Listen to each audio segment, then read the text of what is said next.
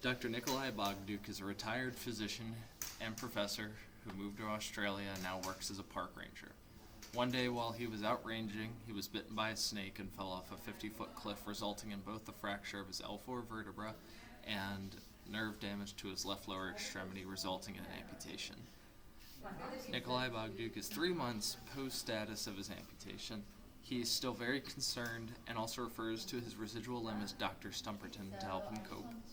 Nikolai reports that he is still experiencing difficulties being able to participate in refereeing of children's soccer games as he no longer can run up and down the field. For the tests and measures, we decided to perform a single leg stance test, a repeated sit to stand, and an AMP No Pro. For the single leg stance test, Nikolai scored 10 seconds. For the repeated sit to stand, he had 7 reps, but he had the use of his walker. And for the AMP No Pro, he scored a 31 out of 43, which puts him at a level K3. Our goals for the patient are, first, that the patient will be able to ambulate using a rolling walker for 50 yards within 1 month to enable household ambulation.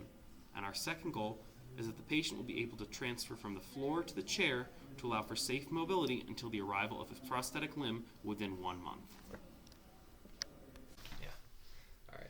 All right, Dr. Bogduk, we just have a few more questions before we start with your exam. Okay. So, where your limb was amputated, do you feel like you still have any sensation below it, like where your foot and ankle used to be, or? It feels like it's there sometimes, and it's kind of as if my body still doesn't really know that it doesn't have a leg down there. Okay, well, you can feel it there. Is it a painful sensation, or? No, it feels like it's there, but I don't really ever experience any pain with that. All right. We'll keep an eye on that. Do you ever plan on returning to being a park ranger? I'd like to, although I will probably have to be a little bit more involved in the dispatch sort of thing rather than actually being out and doing the ranging. Okay. One last thing. Are all of your medical conditions and medications being monitored right now? Mm-hmm. Yep, I see my oncologist every other month, and I have a monthly visit with my physician to take care of my HIV, my diabetes, my high blood pressure, as well as any other issues that I may have. All right, sounds good. We can get started now. Okay. All right. So next we'll be working on a progression of getting our patient to be able to transfer from sitting on something like this table to the floor and back up. So to start, we have a intermediate step here for them to lower themselves onto to make it easier before the floor. As we get started, we'll put on our gait belt.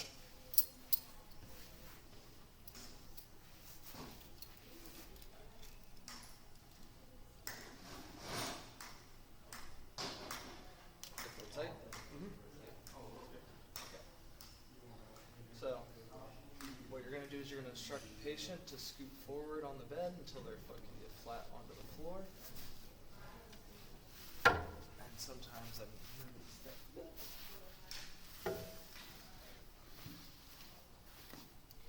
And so then you'll have the patient brace with their leg and then pick their bottom up off of the bed, scoot forward, and then slowly lower themselves down. Good. And then repeat the process going from the stool down to the ground. All right. To get back up, it's a similar thing, just in reverse. So what you're going to do is you're going to plant that sound leg, then you're going to reach back, and then you're going to push up with that leg and your arms. 1, 2, 3.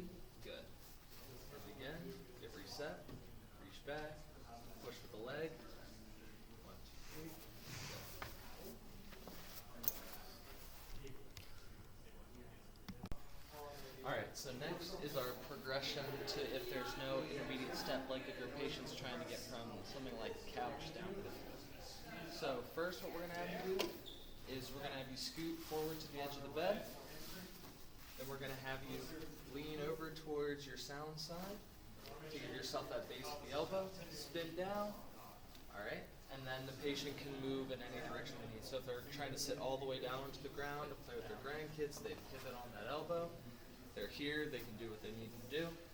Then, again, it's very similar to get back up.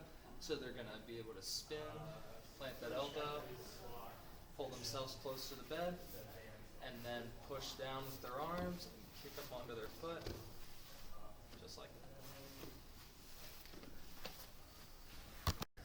So our last video in this series is going to be what happens if you fall and there's no one around to help you. So after you've fallen out of your chair and making sure that you're all right, checking for, cuts, bruises, blood, and all that, the next thing you need to do is figure out where your chair is.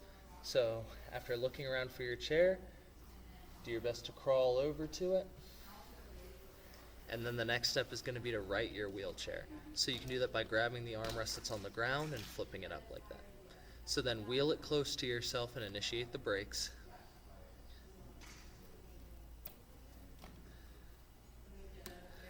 And then after that, it's going to be very similar to our last progression of kicking up onto the bed. So you're going to grab the seat of the chair, use it to help yourself pivot up onto your knee. Good. And then using your arms, push down into the chair so you can kick up onto your foot. Good. Grab the armrests. Spin. Nice.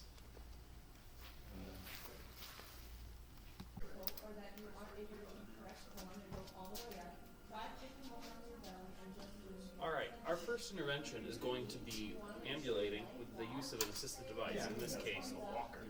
So the first thing we have the patient do, so Dr. Bogdu, can you please roll your chair all the way up to the walker, and then please apply the brakes on your wheelchair.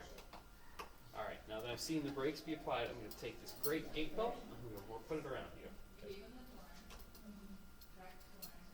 That's something we could ask her. We can just make a note. And let's just get what the bulk of our thing, and then we can, that's not going to change our what we want. We'll make that fit with Alright, does that feel tight but comfortable? It's a little loose. A little loose, we can tighten it then.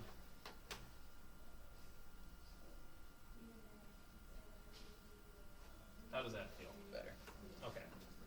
Now that we make sure the gate belt is on and the brakes are applied, I'm going to have you reach with your left hand and put it right here on this armrest. And then I'm going to have you use your right hand and put it on that armrest right there. Alright, on the count of 3, I'm going to have you push through both and then grab this one with your right hand, okay? So the first thing I want to have you do before we do that is scooch to the end of the chair, please. Alright, and now I'm going to stand here and I'm going to make sure you don't fall, okay? So ready on the count of 3. 1, 2, 3, and we're up. Good. And now we're going to hang out here for a little bit. Just stand here and just make sure that you're doing okay. So you alright? Alright. So now that you're okay, the first thing I'm going to have you do is put the walker a little bit in front of you. And then I'm going to have you move in a toe-off pattern. So what I mean is I want you to push onto your toe and then push. Good. And then when you land, I want you to land right on your heel and then roll forward. So soft landings. Good. Just like that. Good. Alright. I'm going to have you turn around. We're going to go back to the wheelchair.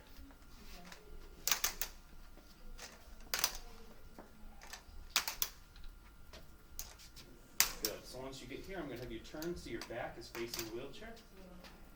I'm going to make sure that the brakes are still applied, and they are, so we're good. Alright, I'm going to have you walk all the way right back up. Good, and then I'm going to have you put your right hand down. Good, and then we're going to just slowly lean back into the chair, don't plop. Good, just like that. Alright, and so our progression to make this easier, we're just going to walk a shorter distance to make that easier. And now to make it harder, what I'm going to do is I'm going to take these mats right here, and we're going to create an uneven surface for you to walk on. Good. Alright, so now we're going to do the same thing, but this time we're going to make it a little harder on these mats to make an uneven surface. Alright, we'll make sure the mats are nice and steady. Alright, are you ready? We're going to do the same thing. We're going to have you scooch to the edge of your wheelchair, put your hand right up on here, and your other hand on the armrest. And then 1, 2, 3, and we're up. Good. Alright, and then the same thing with the same exact gait pattern. But now it's a little bit harder because we're on an unsteady surface. Good. Good. Alright, now I'm going to have you turn around.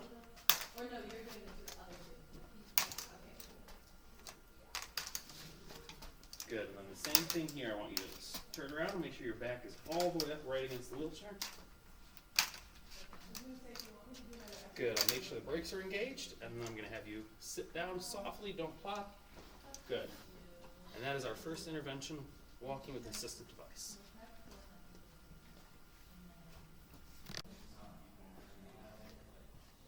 Another alternative we can do to allow for something if there's not an unstable surface for the patient is to change cadence and gait speed because our patient is a K3 level. So the same thing will apply as before. Ensure that the patient has a gait belt on and ensure that the wheelchair brakes are locked before rotating. Then have the patient bring their walker all the way to the chair, grab onto the armrest here, the same way they've been doing it, and then push up. Good. So the patient was already educated on how to walk properly and how to walk safely. So I'll have the patient walk off normally, and then I will say, faster, and the patient will have to speed up, and then we say slower, and the patient will have to slow down, and then I'll have to say, turn around, and the patient will turn around and do a 180-degree turn. All right, faster, slower, good, and normal. And then the same thing will apply here for safety. Have the patient turn around, ensure that the wheelchair brakes are locked, and then have the patient sit down nicely. And that can also be an alternative to make a more advanced thing if normal walking is too easy for the patient.